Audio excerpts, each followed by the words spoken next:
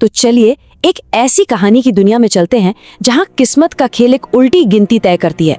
ये कहानी है एक अंधेरे उमस भरे भारतीय पुलिस स्टेशन की, जहां एक रात एक भविष्यवाणी मौत का फरमान लेकर आती है।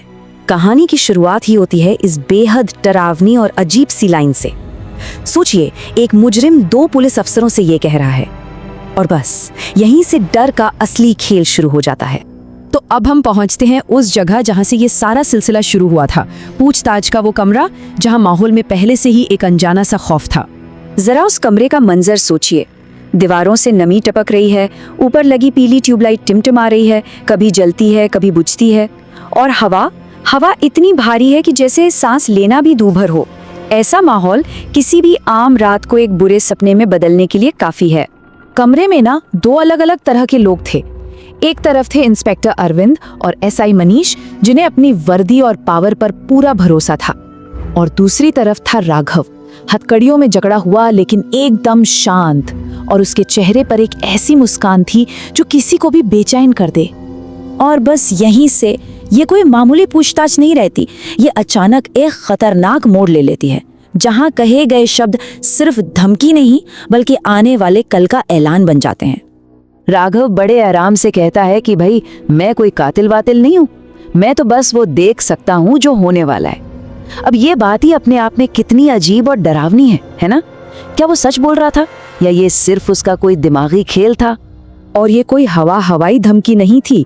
राघव ने मतलब एक एक डिटेल बताई। उसने सिर्फ मौत के बारे में नहीं बताया, उसने वक्त, जगह और तरीका सब कुछ बता दिया, जिसे सुनकर उन दोनों तजुर्बेकार अफसरों के भी होश उड़ गए। और जब उसे लॉकअप की तरफ ले जाया जा रहा था तो जाते जाते वो ये आखिरी चेतावनी देकर चला गया। ये लाइन एक तरह से उस उल्टी गिनती की शुरुआत थी जो अब दो जिंदगियों के खिलाफ शुरू हो चुकी थी। अब कहानी इंस्पेक्टर अरविंद के नजरिए से आगे बढ़ती है। वो अपने दिमाग को ये समझाने की पूरी कोशिश कर रहे हैं कि ये सब बकवास है, लेकिन कहीं ना कहीं शक की जगह अब डर ने लेना शुरू कर दिया था। वक्त मानो पंख लगाकर उड़ रहा था, और घड़ी की टिक टिक की आवाज अब पहले से कहीं ज्यादा तेज और डरावनी लग रही थी, जिससे स्टेशन का सन्नाटा और भी गहरा होता जा रहा था। देखिए, एक पुलिस वाले का दिमाग तो सबूत और तर्क पर ही चलता है। वो खुद को बार बार यही समझा रहे थे, लेकिन राघव की बातों में कुछ तो ऐसा था जो उनके हर तर्क को, हर दलील को कमजोर कर रहा था। पहली भविष्यवाणी के सच होने में सिर्फ 3 मिनट बाकी थे।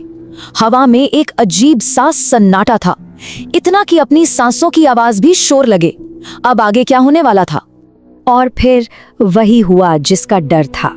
वो हुआ जिसकी किसी ने कल्पना भी नहीं की थी।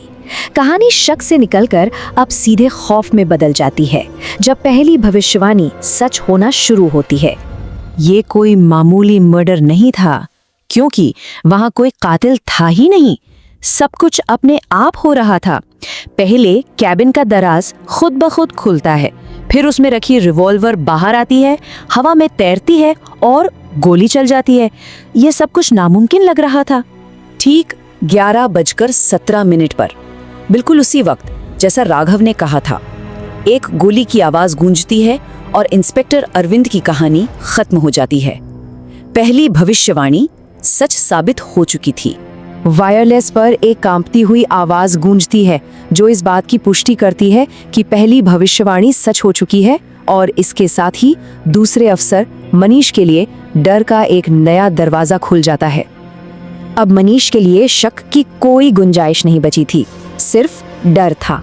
और तभी अचानक पूरे पुलिस स्टेशन के गलियारे की बत्तियां गुल हो जाती हैं और वो उस घने अंधेरे में बिल्कुल अकेला रह जाता है। अब उसकी बारी थी, और ठीक 11:23 पर अंधेरे का फायदा उठाकर कोई अनदेखी चीज उस पर पीछे से हमला कर देती है। दूसरी भविष्यवाणी वो भी सच हो गई। लेकिन इस कहानी का सबसे बड़ा, सबसे डरावना राज तो अभी खुलना बाकी था, क्योंकि जो सच्चाई सामने आने वाली थी वो किसी भी जुर्म से कई ज्यादा खौफनाक थी।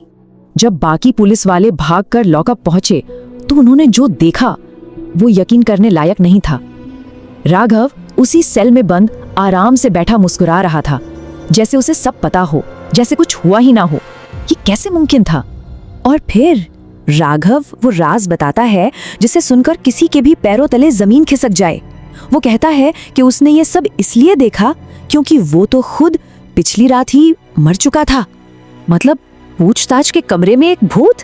ये सवाल पूरी कहानी को ही बदल देता है। क्या वो सब लोग किसी जिंदा इंसान से नहीं बल्कि एक रूह से बात कर रहे थे? और जैसे इस बात को साबित करने के लिए उसकी हथकड़ियां टक से खुलकर नीचे गिर जाती हैं और वो आंखों के सामने से हवा में गायब हो जाता है। पीछे बस रह जाती है तो उसकी डरावनी हंसी और कुछ अनसुलझे सवाल। लेकिन कहानी यहाँ खत्म नहीं हुई।